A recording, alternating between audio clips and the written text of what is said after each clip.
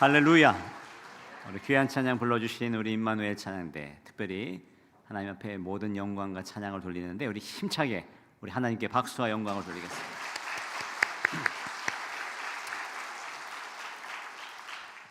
우리 옆 사람하고 이렇게 인사하겠습니다. 당신이 있어 행복합니다.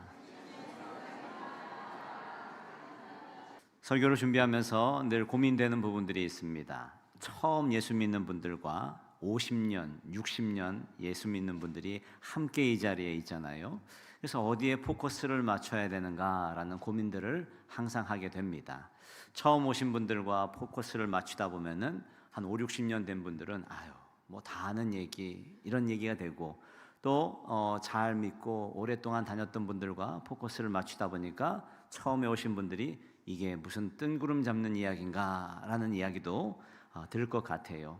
사랑하는 여러분, 말씀을 들으면서 참 쉽다 그러면 여러분들의 수준이 높은 것입니다.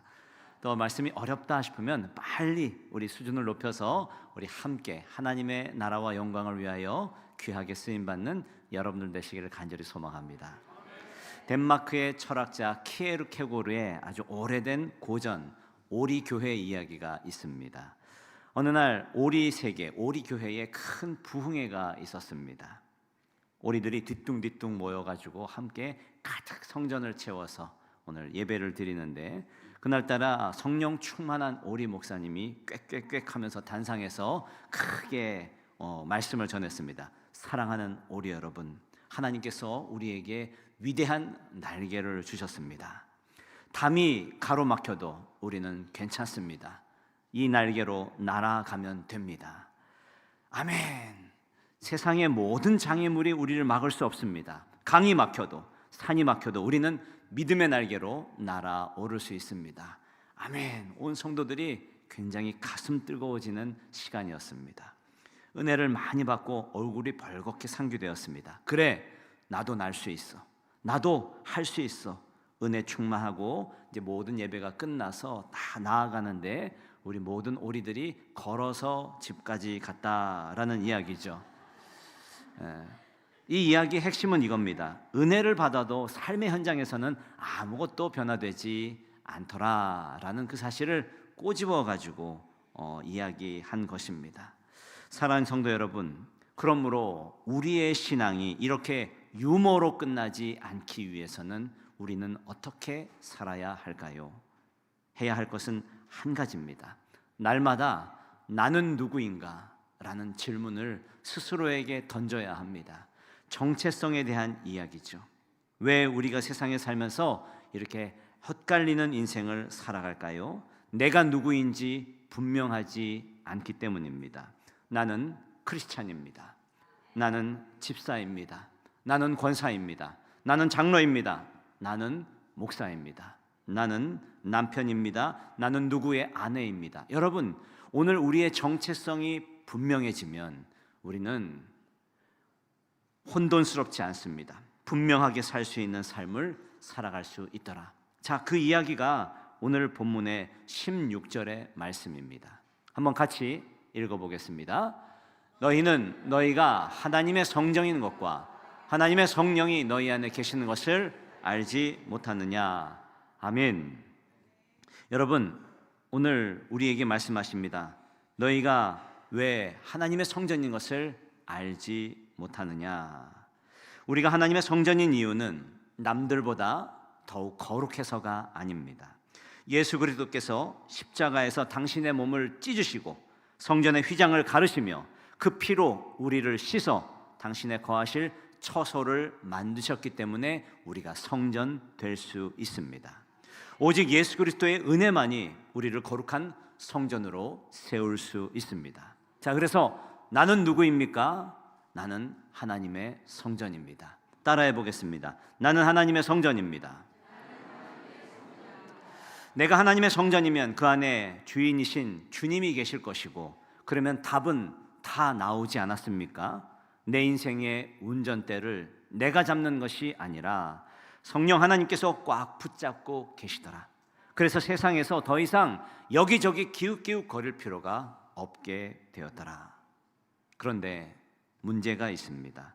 우리 인생에는 이 사실을 알아도 여전히 직장의 문제, 건강의 문제, 자녀들의 문제, 관계의 문제 때문에 오늘 슬퍼하고 힘들어하고 근심과 걱정에 사로잡혀 있더라.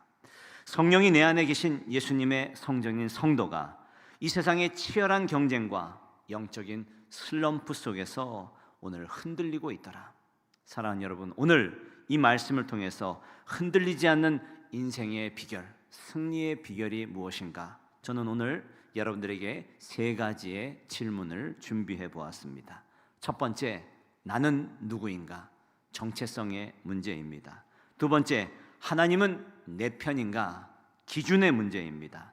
자, 그럼에도 불구하고 왜 자꾸 넘어지는가? 라는 문제. 첫 번째 문제부터 한번 살펴보겠습니다. 나는 누구인가?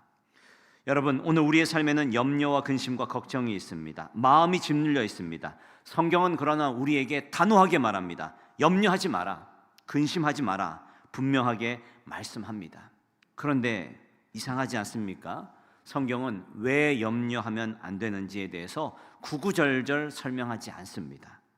얼마나 우리의 염려가 큰지, 그 염려의 종류가 얼마나 많은지 일일이 쫓아다니며 자세하게 설명하면서 위로하면서 오늘 우리와 또 공감하지 않습니다.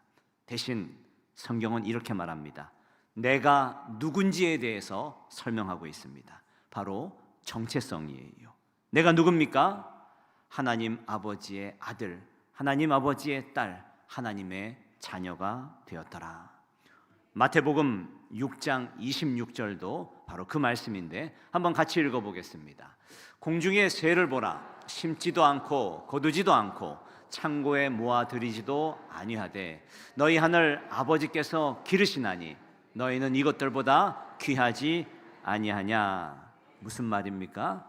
하나님 아버지가 너의 아버지인데, 하나님이 너의 아버지인데 뭐가 그렇게 걱정이냐, 그 이야기 아닙니까? 우리의 정체성에 대해서 딱 알려주고 걱정하지 마, 두려워 마, 놀라지 마 라고 말하는 겁니다.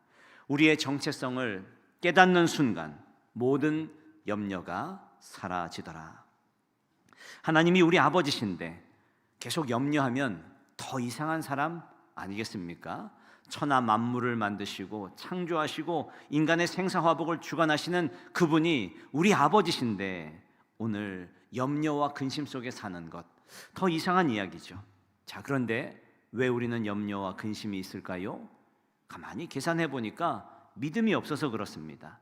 하나님이 우리 아버지라고 선포했지만 나는 하나님의 아버지라고 믿어지지 않기 때문에 그것이 문제가 되는 겁니다.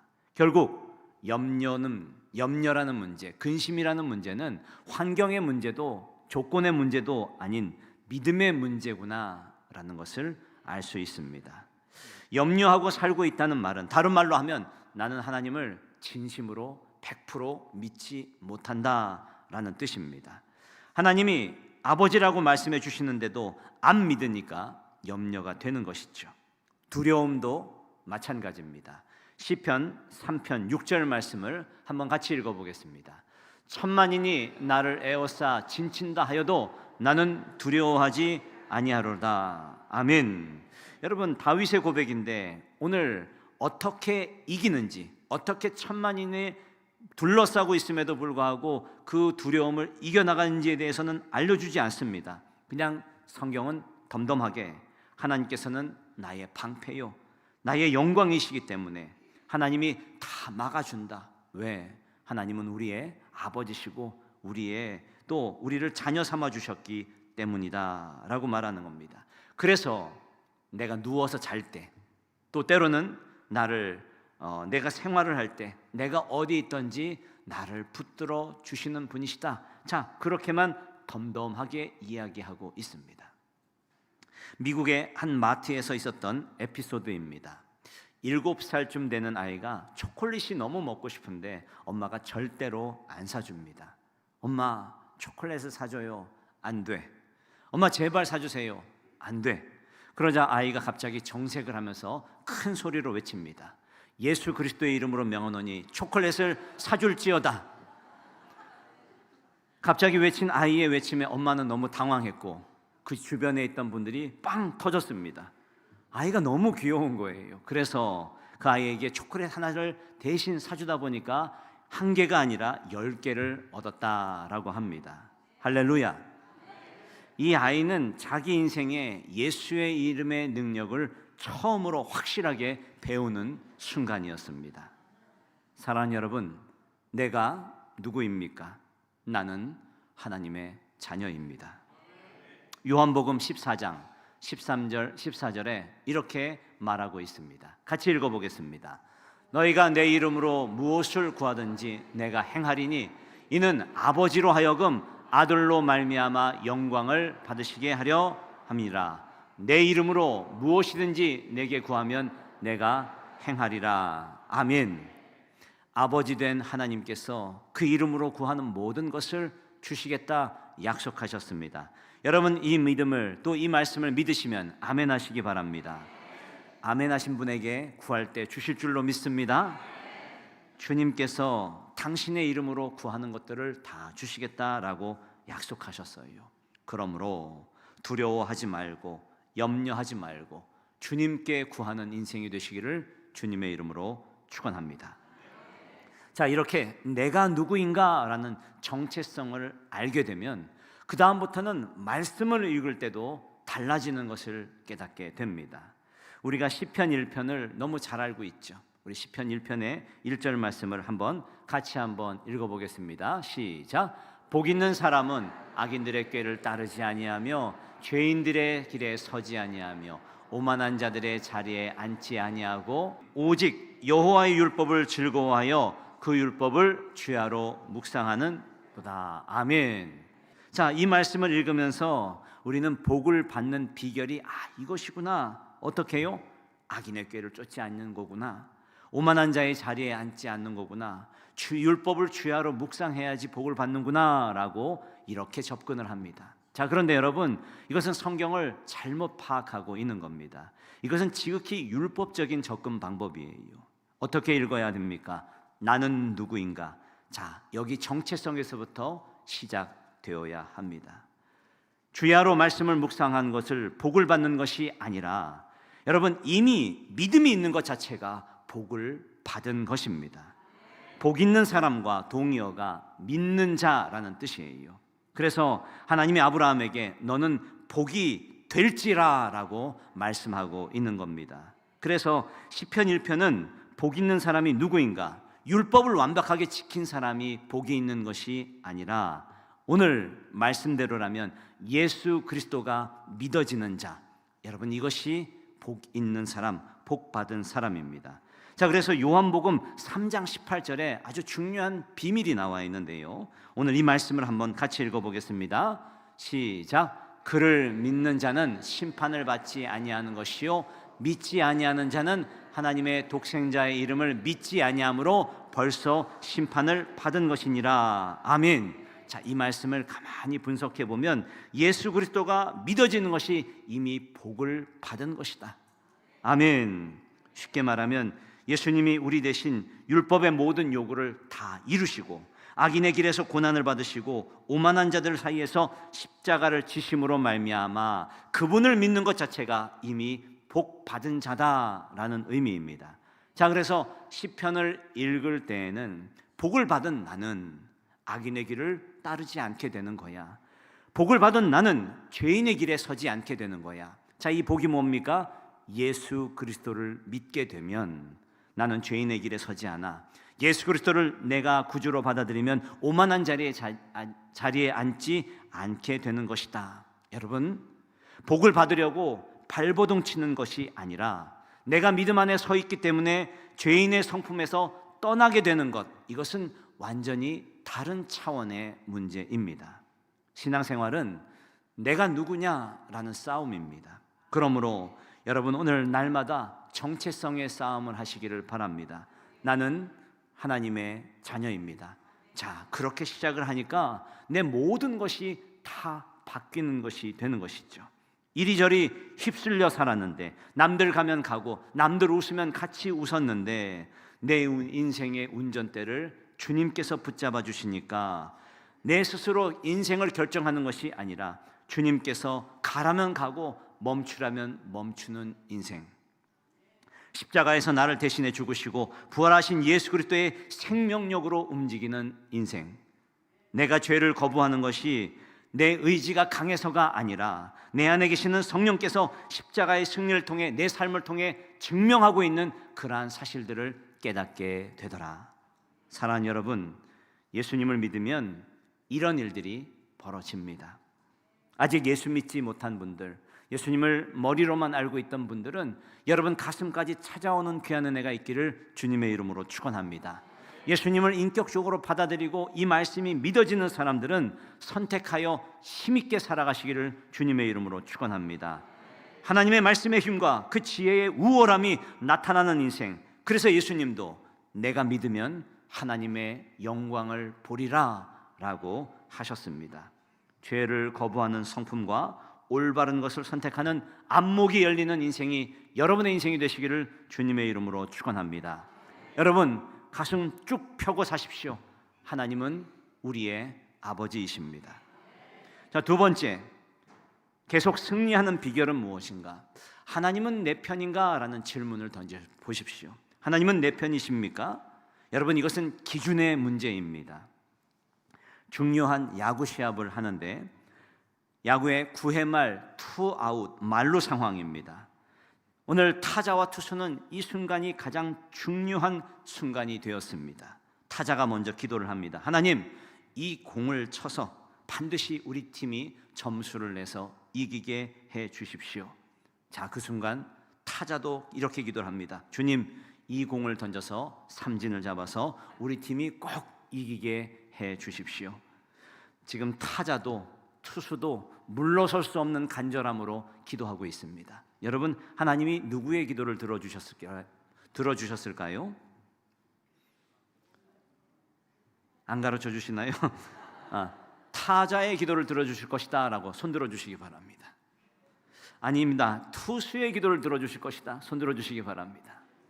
자, 안 가르쳐 주겠다. 손들어 주시기 바랍니다. 네.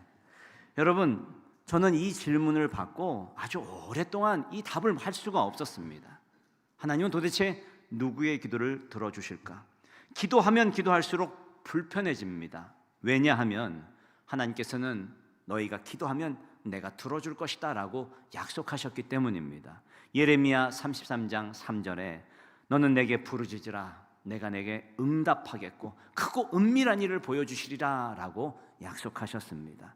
시편 50편 15절에 환난 날에 나를 부르라 내가 너를 건질 것이다 라고 약속해 주셨어요.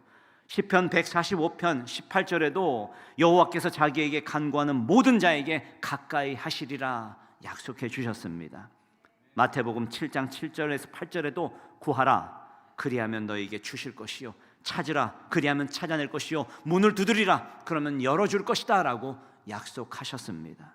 마태복음 21장 22절에도 너희가 기도할 때에 무엇인지 믿고 구하는 것을 다 받으리라 약속해 주셨습니다. 저는 이 말씀을 믿습니다. 여러분도 믿으십니까? 자, 여러분 다시 묻습니다. 하나님은 투수의 기도를 들어주셨을까요? 타자의 기도를 들어주셨을까요? 다 들어주시면 어떻게 됐을까요? 저는 정말 오랫동안 이 문제에 답을 내리지 못했습니다. 자, 그럴 때에 오늘 한 글을 보게 됐는데 미국의 16대 대통령 아브라함 링컨의 이야기입니다. 그는 백악관 2층의 작은 방에 자신의 전용 기도실을 만들어 놓고 기도하는 대통령으로 아주 유명하죠. 아무리 바쁜 일정 중에도 중요한 결정을 내리기 전에 반드시 기도하고 그 기도의 방에서 홀로 기도하는 시간을 가졌던 대통령. 측근들은 링컨 대통령이 그 방에 나올 때마다 눈가에 눈물이 맺혀 있거나 혹은 깊은 고뇌와 근심으로 돌아갔다가 얼굴에 평온함이 서리는 모습들을 많이 보았다라고 증언을 합니다. 노예 해방을 위해 남북 전쟁 중이었습니다. 전쟁의 상황은 좋지 않습니다. 남군에게 밀려서 패전의 위기에 몰린 그날도 링컨은 여지없이 작은 방에 들어가 기도를 하고 마치고 나왔습니다. 링컨이 나오는 모습을 보며 참모가 초조하게 묻습니다. 각하, 하나님이 누구 편을 들어주실 것 같습니까? 그때 링컨 대통령이 했던 아주 유명한 답이 있습니다. 하나님이 우리 편인가를 묻지 마십시오. 우리가 지금 하나님 편에 서 있는가를 점검하십시오. 할렐루야. 저는 이 글을 읽는 순간 그렇지, 하나님은 내 편이신가? 라는 그 질문 이전에 내가 하나님 편인가? 라는 것을 먼저 점검해야 할 것입니다. 그래, 하나님을 내 편으로 끌어당기는 것이 아니라 내가 지금 하나님 편에 서 있는가? 이것부터 먼저 따져보아야겠구나. 내가 하나님 편에 설 때에 비로소 이 전쟁에서 승리할 수 있구나.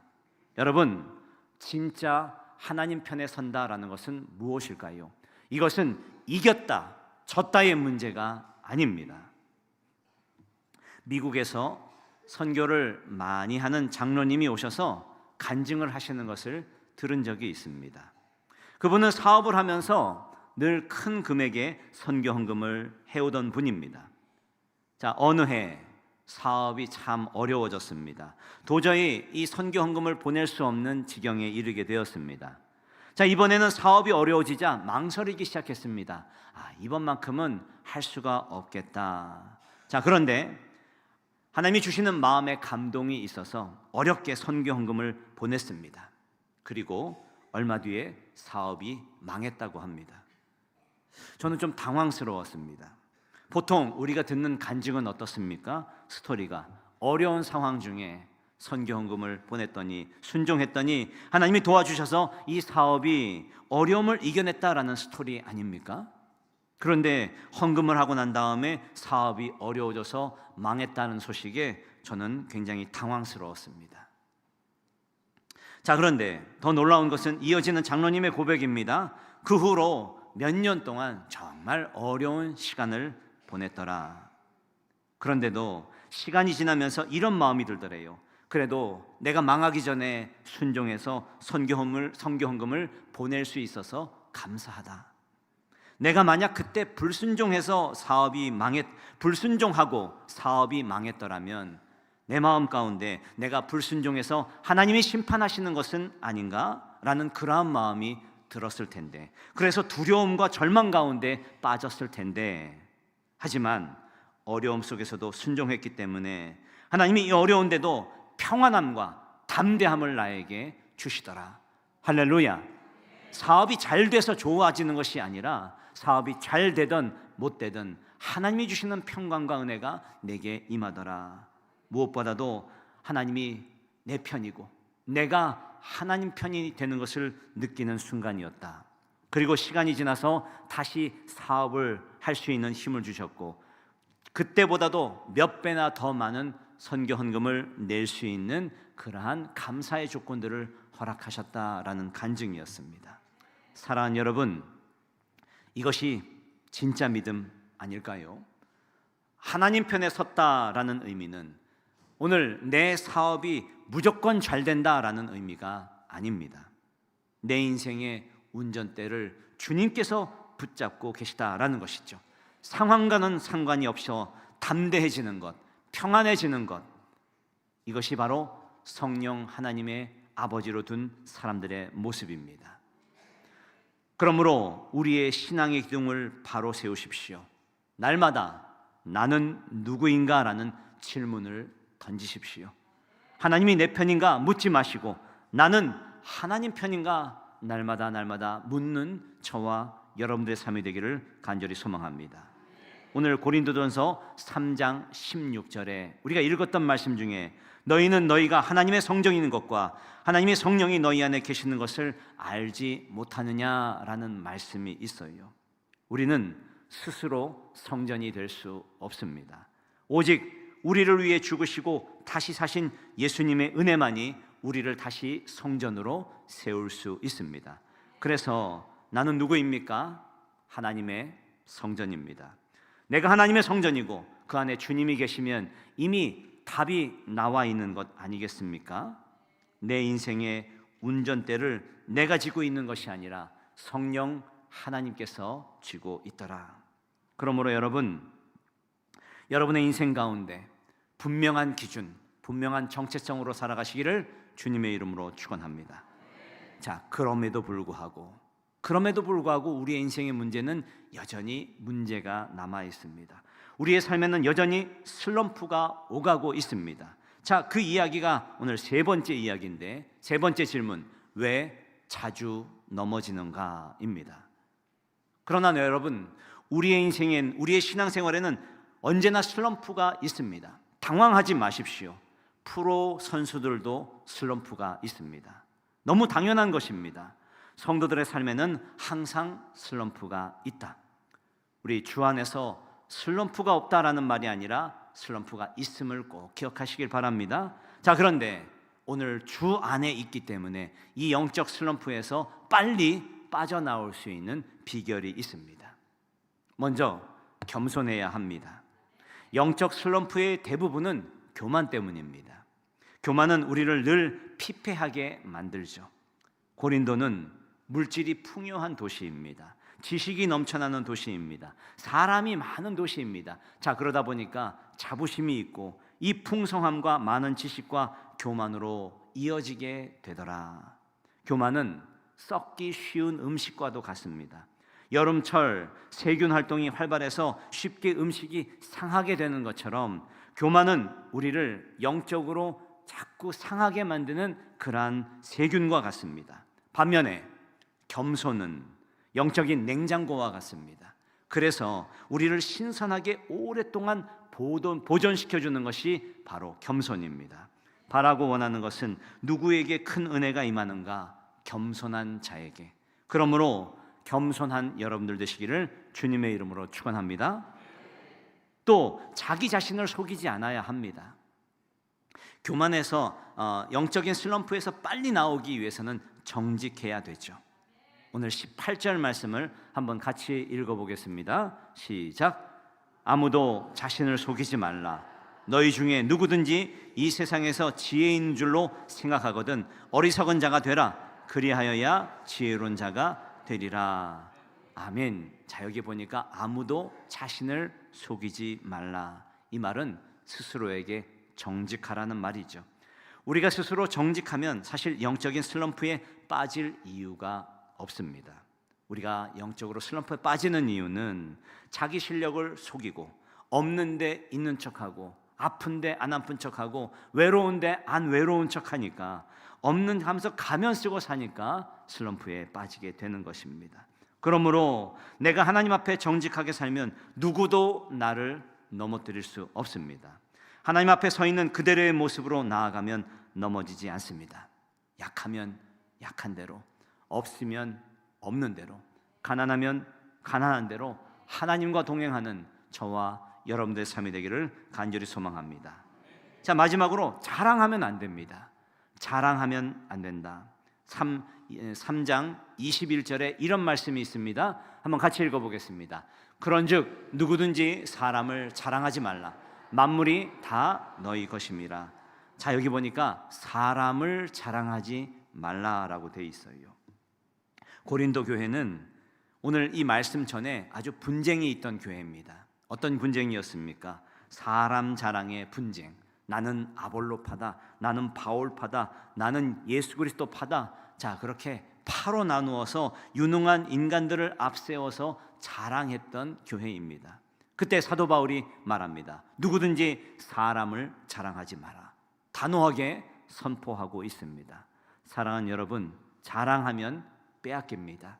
우리는 히스기야의 이야기를 잘 알지 않습니까? 히스기야 왕이 자신의 업적도 아닌데 바벨론 사신들 앞에서 교만하며 온갖 창고의 보물들을 열어 보이며 자랑했습니다. 그때 하나님이 이사야 선지자에게 말씀하시죠.